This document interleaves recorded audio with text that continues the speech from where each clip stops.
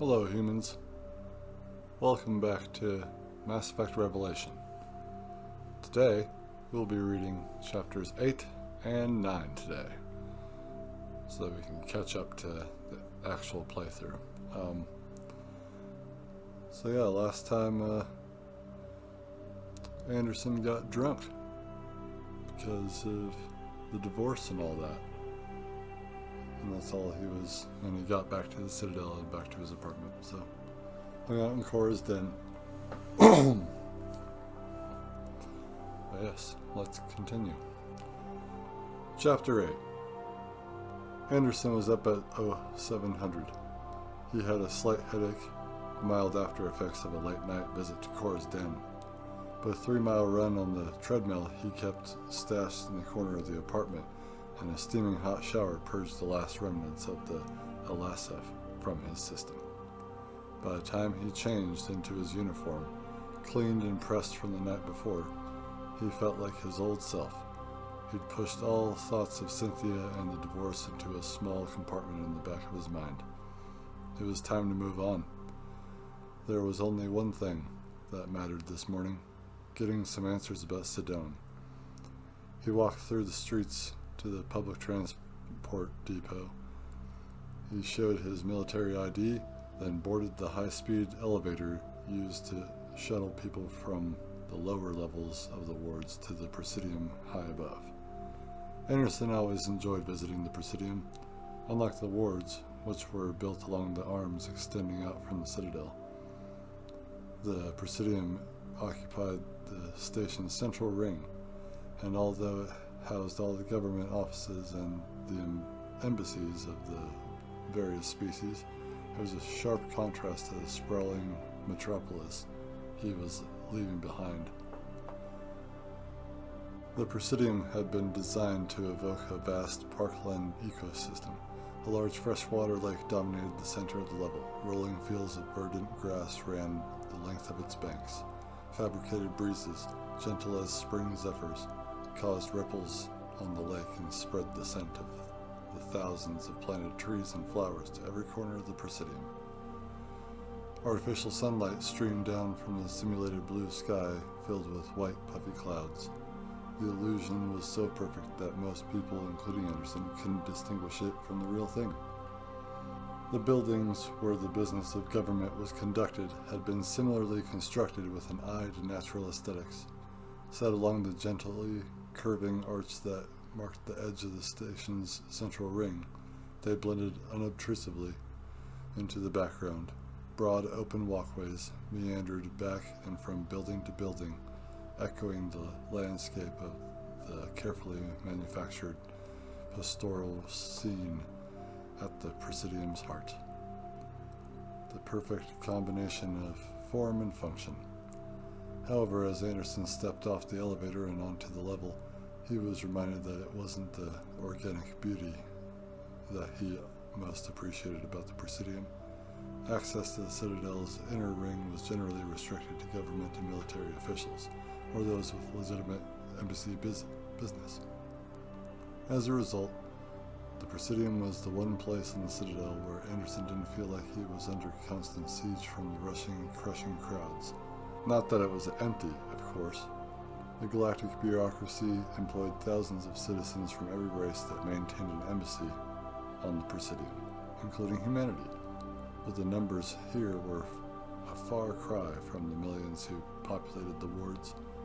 He reveled in the peaceful tranquility as he strolled along the lakeside, slowly working his way toward his meeting at the human embassy. Far in the distance, he could see the Citadel Tower where the council met with ambassadors, petitioning them on matters of interstellar policy and law. The tower's spire rose in majestic solitude above the rest of the buildings, barely visible at the point where the curve of the central ring created a false horizon.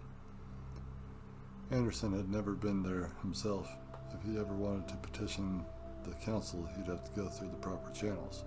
Most likely the ambassador would end up doing it on his behalf, and that was just fine by him. He was a soldier, not a diplomat. He passed by one of the keepers and the silent, enigmatic race that maintained and controlled the inner workings of the Citadel. They reminded him of oversized amphibians, fat green bodies with too many stick-like arms and legs, always scuttling from one place to another on some task or errand.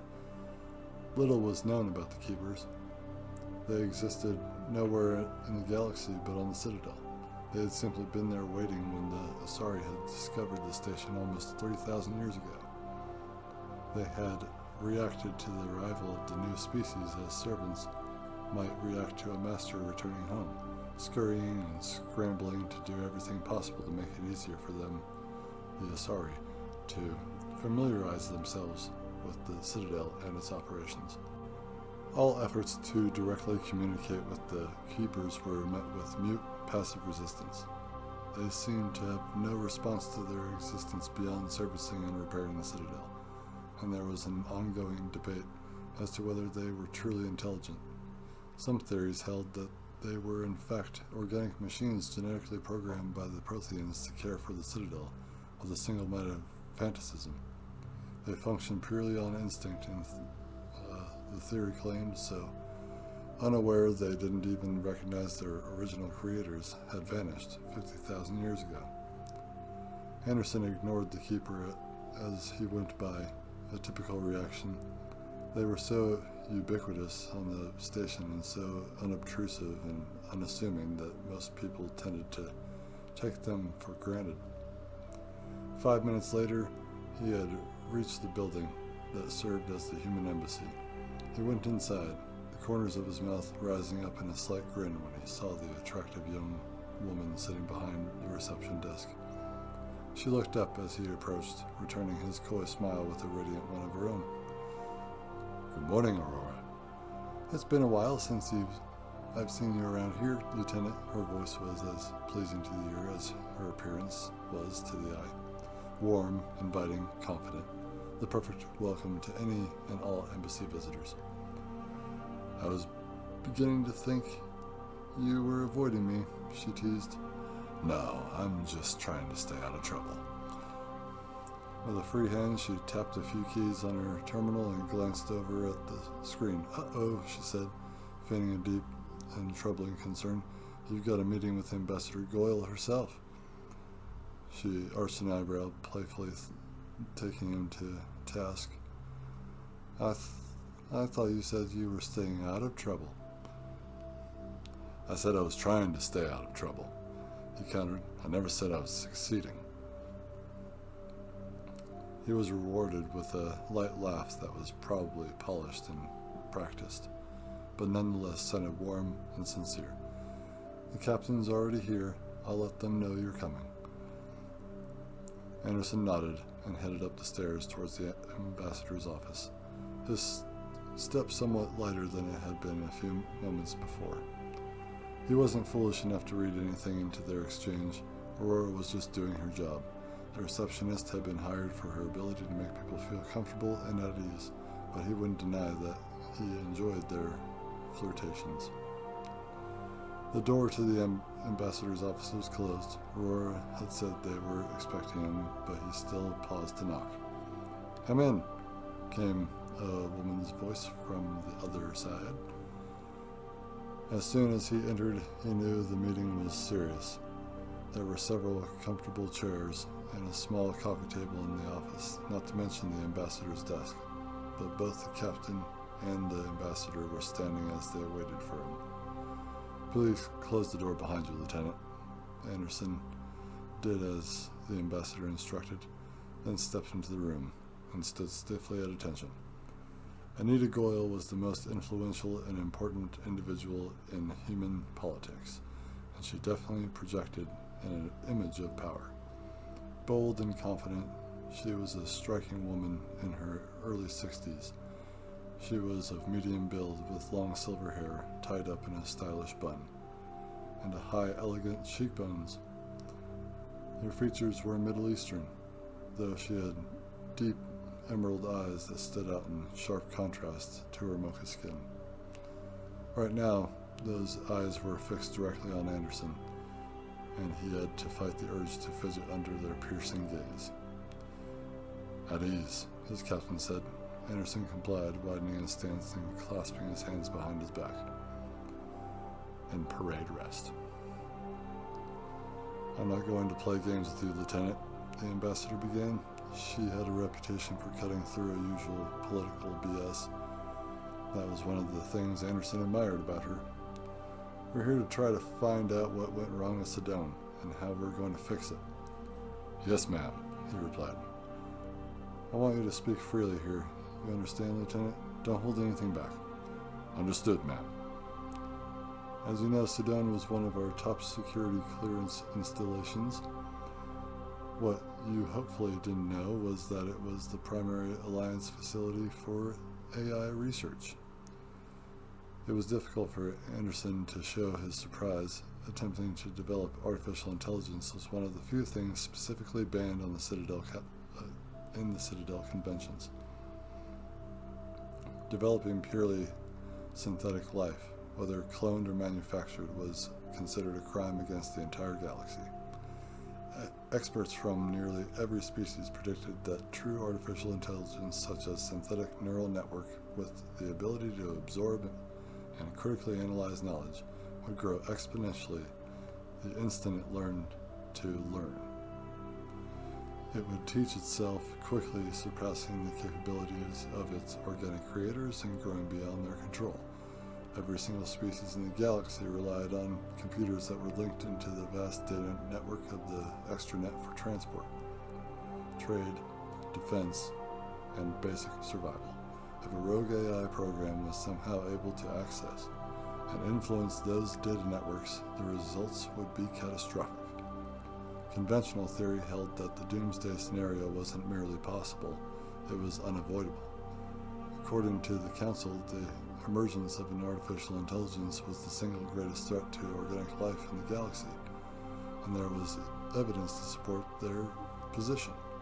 300 years ago, long before humanity appeared on the galactic scene, the Quarian species had created a race of synthetic servants to serve as an expandable and expendable labor force. The Geth, as they were called, were not true AIs. Their neural networks were developed in a way that was highly restrictive and self-limiting. Despite the precaution, the Geth eventually turned on their Quarian masters, validating all the dire warnings and predictions. The Quarians had neither the numbers nor the ability to stand against their former servants. In a short but savage war, their entire society was wiped out. Only a few million survivors, less than 1% of their entire population, escaped the genocide, fleeing their home world in a massive fleet, refugees forced to live in exile. In the aftermath of the war, the Geth became a completely isolationist society, cutting off all contact with the organic species of the galaxy. They expanded their territory into the unexplored regions behind a vast nebula cloud known as the Perseus Veil. Every attempt to open diplomatic channels with them failed. Emissary vessels sent to open negotiations were attacked and destroyed the moment they entered Geth space. Fleets from every species in Citadel space massed on the borders of the Veil as the Council prepared for a massive Geth invasion, but the expected attack never came. Gradually, the fleets were scaled back until now, several centuries after the Quarians were driven out. Only a few patrols remained to monitor the region for signs of Geth aggression. However, the lesson of the Quarians had not been forgotten. They had lost everything to the synthetic creatures they created, and on top of this, the Geth were still less advanced than a true AI. You look like you have something to say, Lieutenant. Anderson had done his best to keep his face from betraying his feelings, but the ambassador had seen right through his facade. There was a reason she was the most powerful politician in the Alliance. I'm sorry, ma'am. I'm just surprised we're conducting AI research. Seems pretty risky. We are well aware of the dangers, the ambassador reassured him.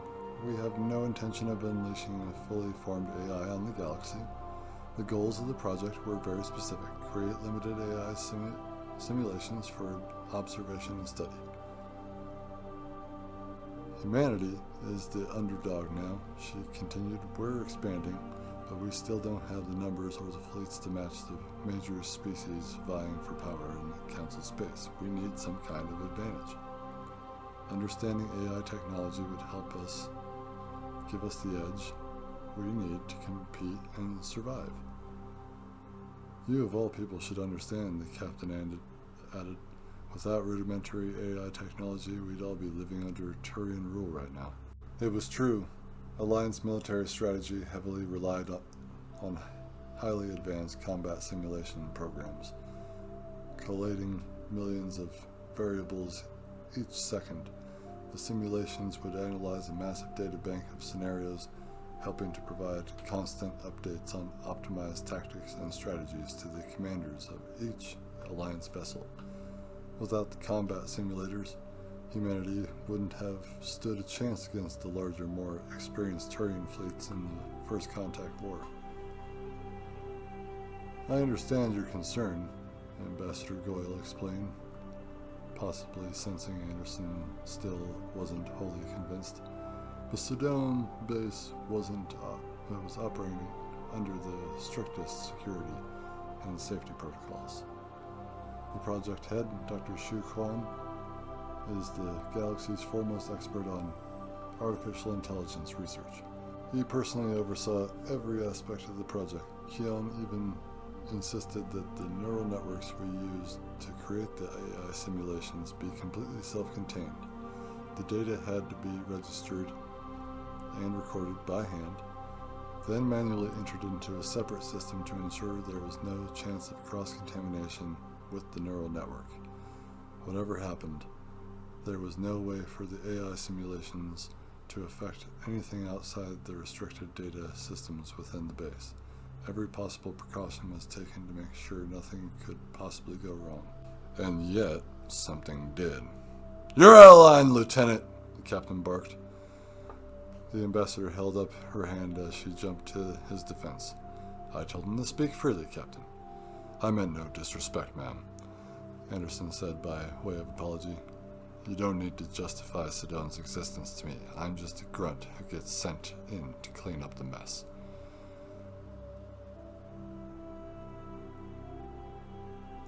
An awkward silence followed, finally broken by the ambassador. "I've read your report," she said, tactfully changing the direction of the conversation. "You don't seem to think this was a random attack." "No, ma'am," I said. "Sidon was specifically targeted. I just don't know why until now." If that's true, there's a good chance whoever had attacked Sidon was also after Dr. Keelan specifically. His work in the field is unparalleled. Nobody understands synthetic intelligence better than he. You think Dr. Keelan's still alive? "My gut says he is," the ambassador answered. "I think whoever attacked Sidon destroyed the base to cover their tracks. They wanted us to think everybody inside was dead so we wouldn't bother looking for a Keon." The lieutenant had assumed the explosion was meant to hide the identity of the traitor, but it could also have been used to hide the fact that Keon wasn't among the dead. There wasn't any way to prove the theory, of course, but like the ambassador, Anderson had learned to trust his gut, and his gut said she was right. "Do you think Dr. Keon could be convinced to use his research to help someone outside the Alliance develop an AI?" he asked. "Dr. Keon isn't a soldier," she replied, a look of grim concern on her face. "He has a brilliant mind, but it's in the body of a frail old man. He might be brave enough to refuse to help a non-human species even if they threatened to kill him, but a few weeks of torture would break his resistance. So we're working against the clock." "Seems that way," the ambassador admitted. "I noticed something else in your report," she continued, smoothly changing her focus yet again. "You said you believed the attackers had help from someone working the project." "Yes, ma'am. We may know who that person is, the captain chimed in. Sir? It was the ambassador who answered him. One of our top technicians left the base, UA, just hours before the attack. Kaylee Sanders. We have reports she was last seen on Elysium, but she's dropped off the grid since then. You figure if we find her, we find Kian. We won't know that until you find her, Lieutenant. Anderson was surprised. You're sending the Hastings to track her down? No, the ambassador replied. Just you. Instinctively, he turned toward his captain. Sir, I don't understand. You're the best damn XO I've ever served with, Anderson, the captain said, but the ambassador's asking that you be reassigned. Understood, sir. He tried to keep his voice professional, but Goyal must have picked up on his disappointment. This isn't a punishment, Lieutenant. I've looked over your service records. Head of your class at Arcturus, 3 different medals of merit during the First Contact War, numerous commendations throughout your career. You're the best the Alliance has to offer, and this is the most important mission we've ever had. Anderson gave an emphatic nod. You can count on me, Ambassador. He was a soldier sworn to defend humanity. This was his duty, and it was an honor to accept the burden being placed upon him. You're going to be working on this alone, the captain told him. The more people we send after Sanders, the more chance somebody outside this room finds out what we were doing at Sedan. Officially, this mission doesn't even exist, the ambassador added. Humanity's still the new kid on the block. We're bold, we're brash, and every other race is just waiting for us to screw up. I don't have to tell you what it's like out there in the Verge, Lieutenant. You've seen how hard it is to establish a colony and make it stick. We're clawing and scraping and fighting for every little gain we make, just trying to survive. But if the Citadel gets wind of this, things will get a whole lot tougher. If we're lucky, we'll get off with an official rebuke and major trade sanctions, crippling our economy. If we're unlucky, they could revoke our embassy here on the Citadel. That could make it illegal for any other council species to deal with us on any level. Humanity is not strong enough to make it out there completely on our own. Not yet. I know how to be discreet, Anderson assured her. It's not just you. Kaylee Sanders knows something about this. So does whoever was involved in the actual attack. How long until one of these people runs across a Spectre? Anderson frowned. The last thing they needed was for a Spectre to become involved. Elite agents of the Citadel's Covert Special Tactics and Reconnaissance Branch. Spectres answered directly to the Council itself. Highly trained individuals authorized to act above and outside the law. The Spectres had one simple mandate: protect galactic stability at any and all costs. The Skyllian Verge, a largely unsettled border region of Council space that was a known haven for rebels, insurrectionists, and terrorist groups, was exactly the kind of place where Spectres would be most active. And a rogue faction in possession of the galaxy's foremost expert on AI technology was exactly the kind of threat Spectres excelled in hunting down and eliminating. If a Spectre somehow finds out about this, they'll have to report it to the Council, Henderson said, choosing his words carefully.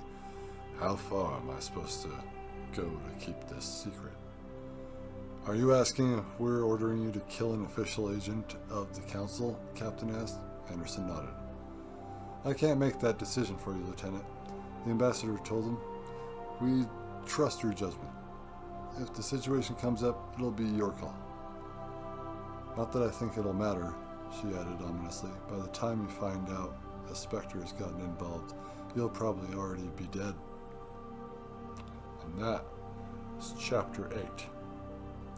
Woo! So, they got stuff to do.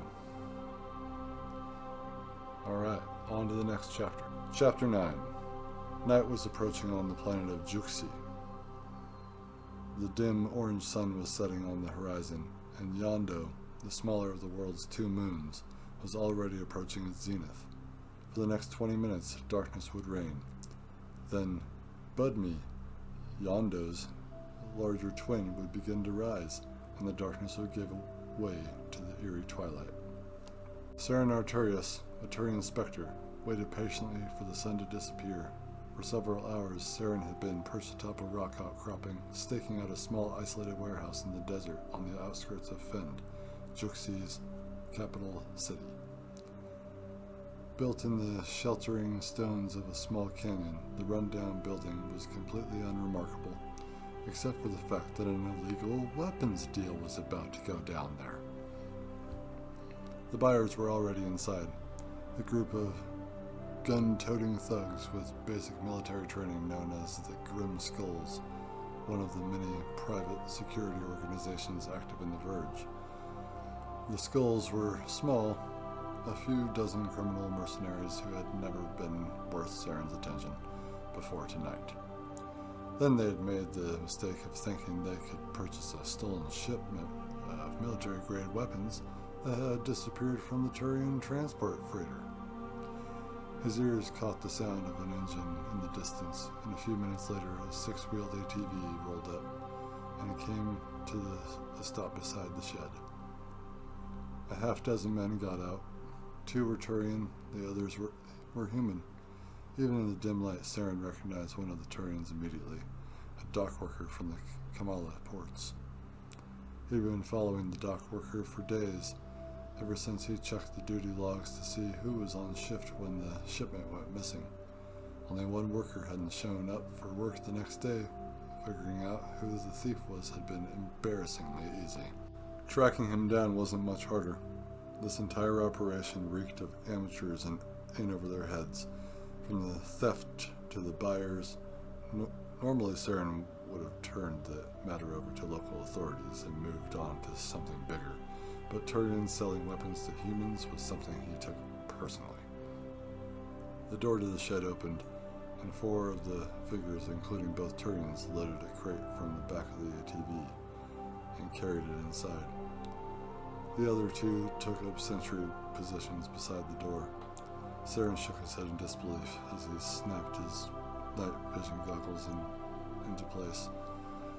What possible use was there in leaving two men to stand guard outside a warehouse in the middle of nowhere? They had no cover. They were completely exposed. It was just like, unbelievable. I can walk through this place in my sleep. Raising his Zali Combine manufactured sniper rifle to his eye, he fired two shots and both sentries slumped to the ground. Moving with an almost casual efficiency, he collapsed a sniper rifle and slid it back into the designated slot in his backpack. A more professional operation would have someone on the inside periodically checking on the sentries, or wouldn't have left them out there in the first place. It took him 10 minutes to clamber down from his perch on the rock face. By then the twin moons were both visible, giving enough illumination for him to stash his goggles back into his pack. Whipping out the Haliat Arms semi-automatic assault rifle from where it clicked into place on his thigh, he approached the building's entrance. He'd scouted the warehouse earlier. He knew there were no windows and no other doors. Everyone inside was trapped. Further proof he was dealing with idiots. He pressed himself against the door, listening carefully. Inside he could hear angry bickering. Apparently nobody had the foresight to spell out the terms of the exchange before the meeting. Either that, or somebody was trying to renegotiate the deal. Professionals didn't make that mistake. Get to the meeting, make the exchange, and get out. The longer you're there, the more chance something's going to go wrong. Saren pulled 3 incendiary grenades from his belt, primed them, and began to count silently to himself. When he reached 5, he yanked open the door, tossed all 3 grenades in, slammed the door shut, and ran for cover behind the ATV. The explosion blew the door off its hinges, sending smoke, flame, and debris shooting out the opening. Inside, he heard screams and the sound of gunfire as the terrified men inside panicked. burned and rewarded. A few seconds later, when two men came charging out, guns blazing, he took the first square in the chest with a short burst from his assault rifle, then ducked behind the tail end of the ATV for cover as the surviving merc returned fire.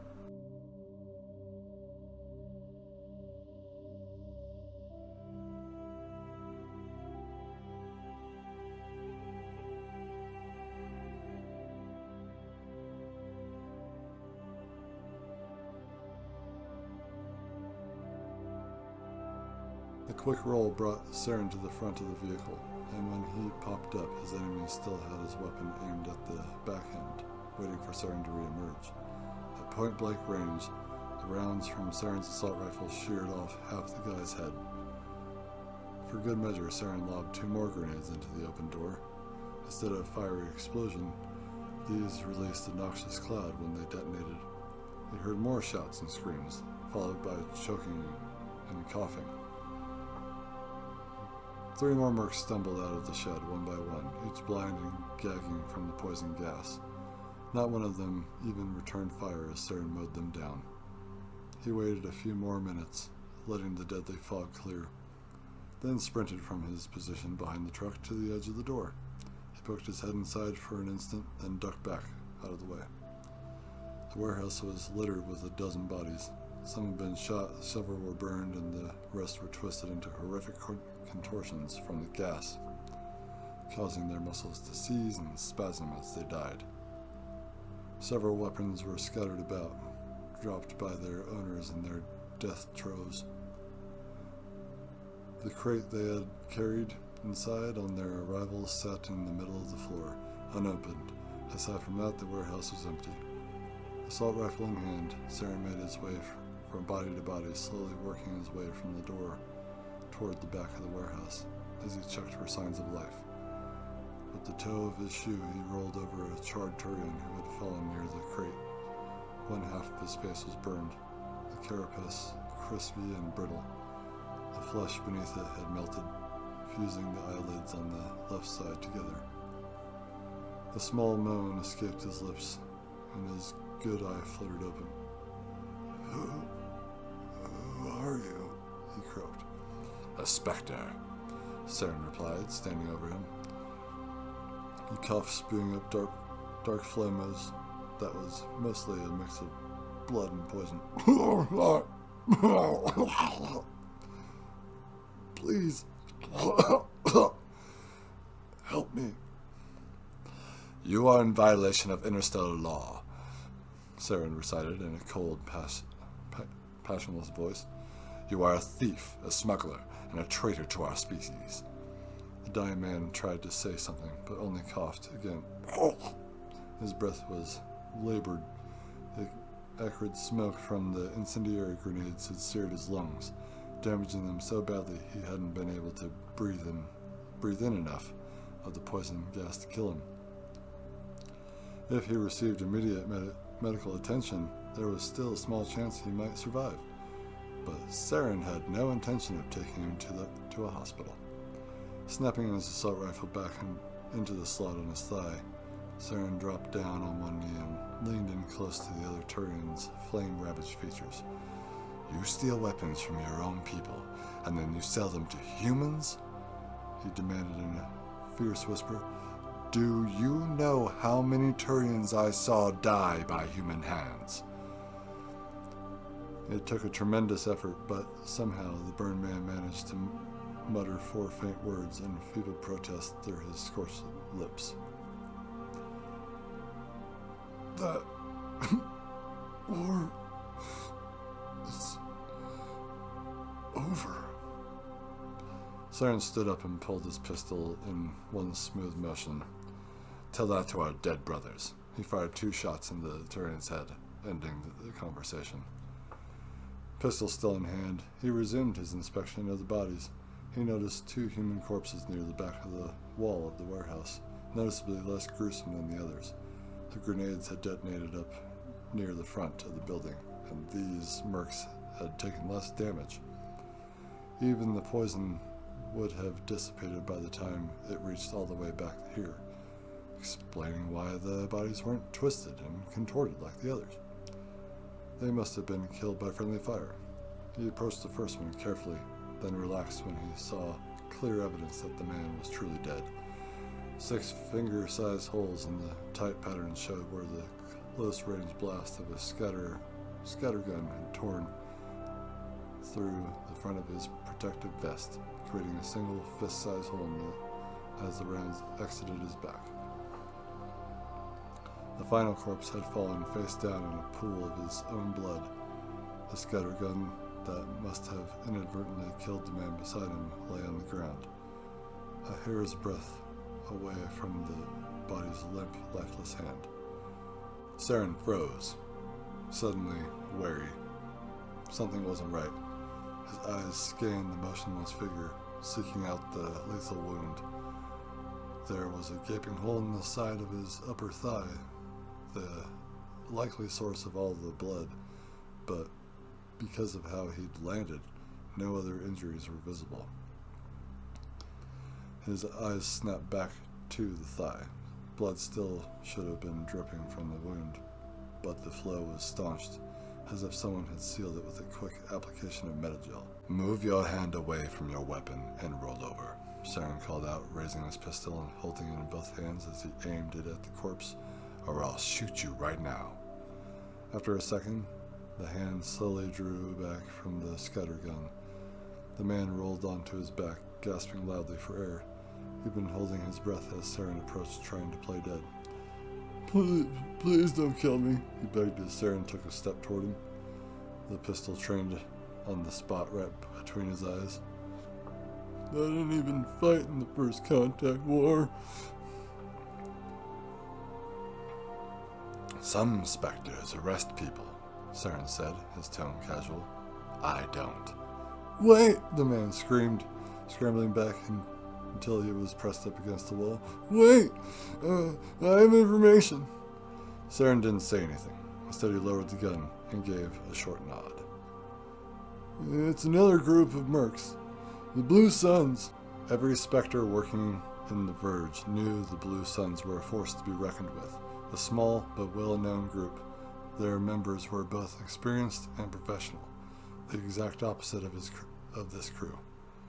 "Go on." "They're up to something. Something big." "What?" I don't know," the man stammered, wincing as if he expected to be shot for the admission. After a second it took him to realize he was still alive, he plowed forward, speaking quickly. "That's how we got in on this buy. The Blue Suns were supposed to take the shipment, but they pulled out. I heard they got a major job in the works, something they didn't want to risk by drawing the attention of a Spectre with a weapons buy." Saren was intrigued. Whatever they were up to had to be big. The Blue Suns almost never turned their backs on a deal they'd already negotiated. If they were trying that hard to keep Spectres out of the picture, it meant he damn well better find out what was going on. What else? "That's all I know," the man said. "I swear, if you want more, you need to look at the Blue Suns." "So, do we have a deal?" Saren gave a derisive snort. "Deal?" You know, I give you information about the Blue Suns and you let me live." The Spectre raised his pistol again. "You should have negotiated before you spilled your guts. You've got nothing left to bargain with." "What? No, please, stop!" The pistol put an end to his protest, and Saren turned and walked calmly back outside, leaving the carnage of the warehouse behind.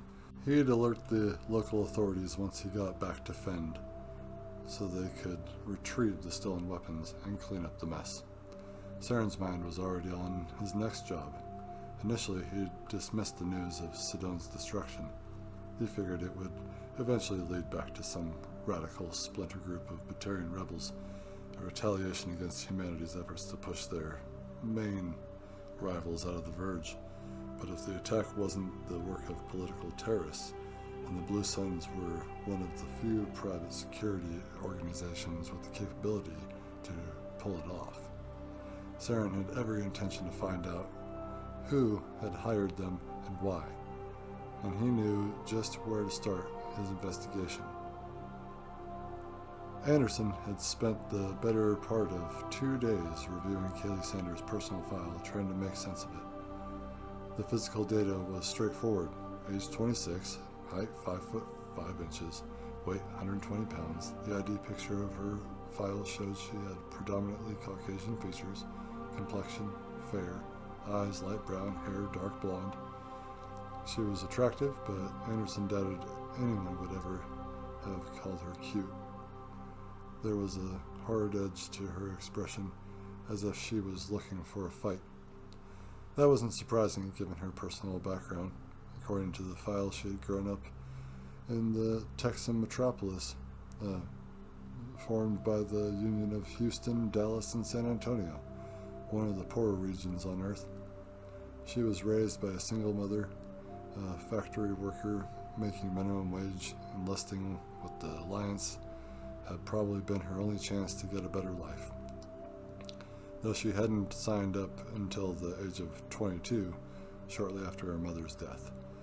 Most recruits signed up before they were 20.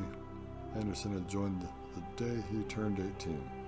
But despite her late start, or maybe because of it, Kaylee Sanders had excelled at basic training. She was competent in hand-to-hand combat and weapons training, but her true aptitude had been in the technology fields.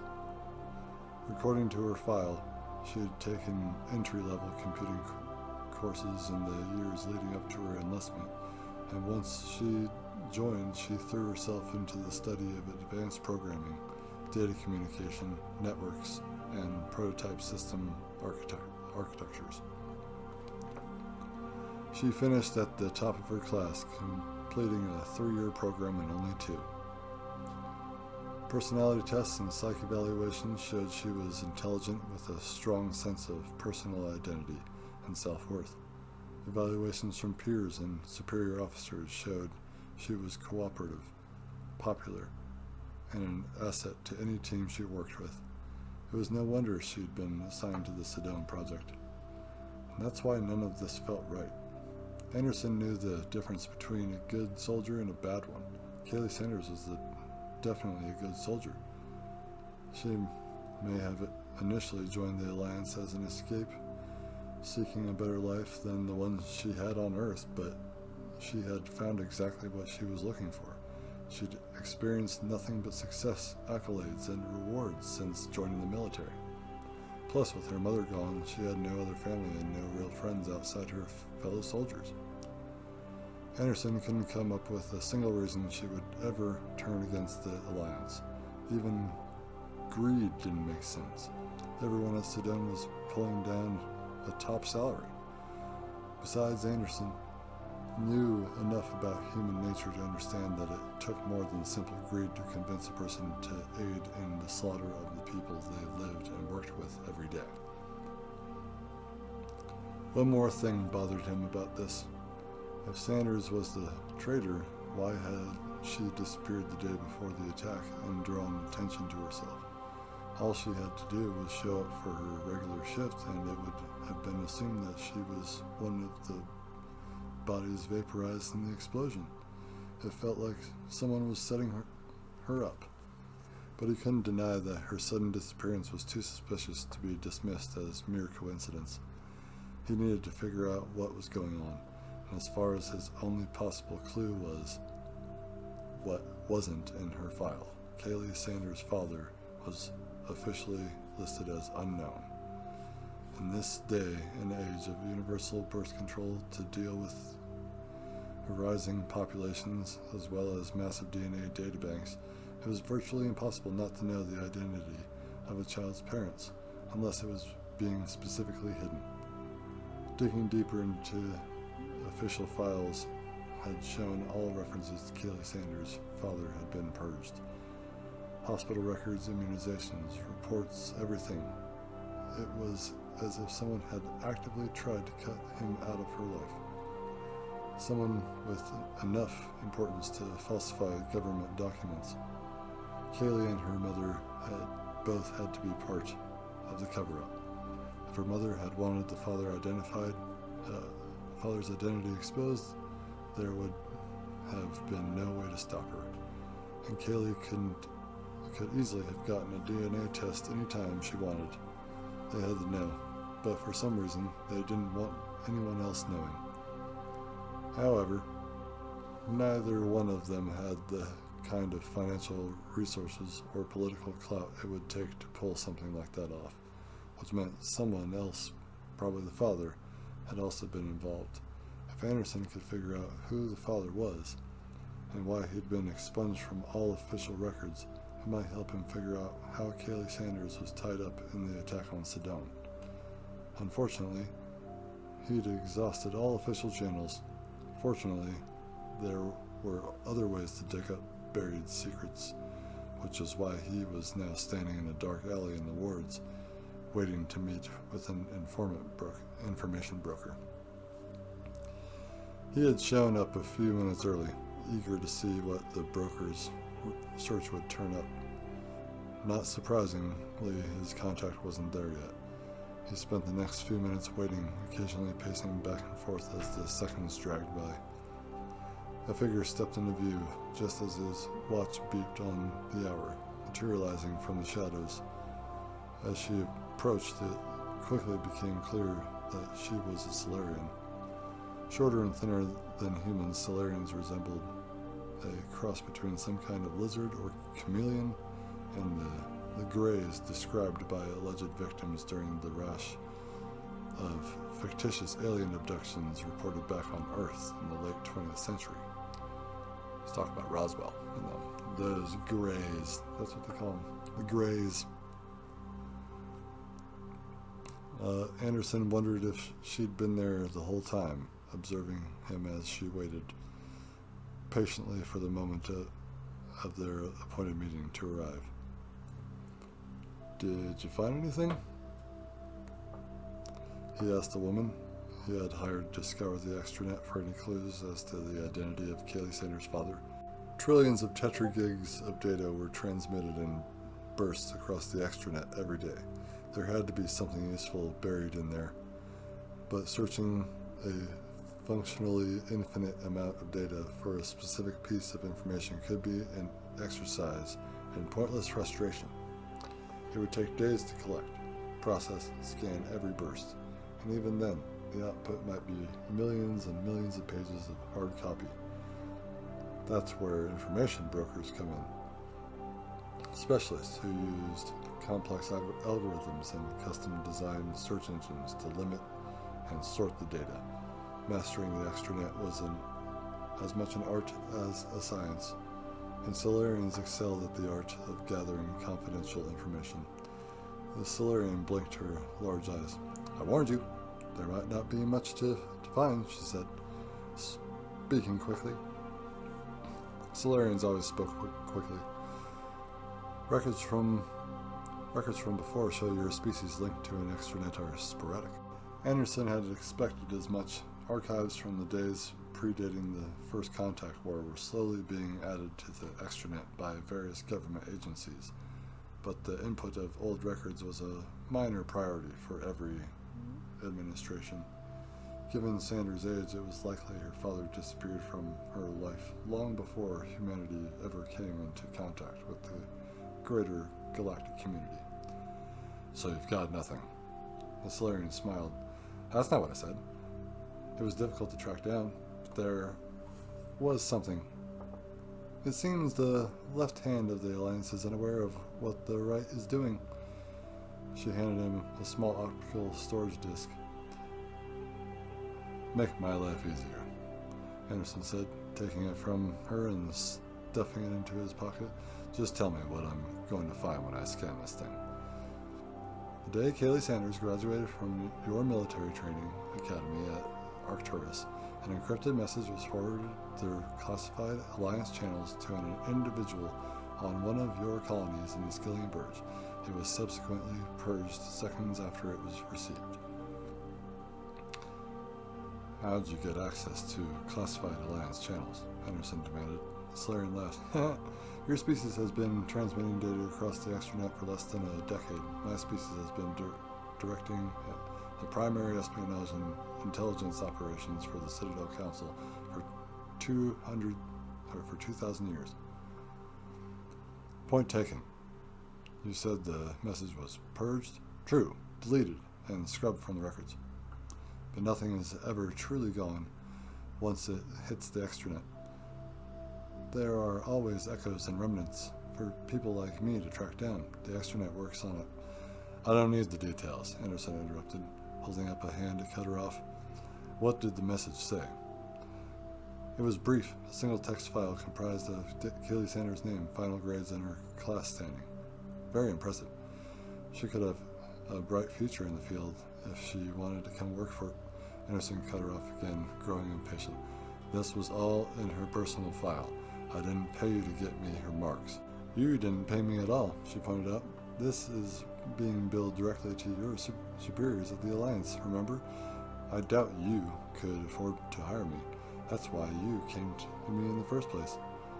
Anderson's hands involuntarily went up and rubbed his temples. Right. That's not what I meant. Solarians tended to talk in circles, changing topics with every breath. It gave him a headache, and it always seemed to take twice as long as it should to get what he needed out of them. I hope to God you have something more than this. The sender of the message was one of the instructors at the academy, a man long since retired. Preliminary follow-up indicates he is not germane to the investigation. He was likely only acting on orders of the recipient, and likely knew nothing about why the information was being sent. Though I have no proof, I suspect the recipient is Kaylee Sanders' father.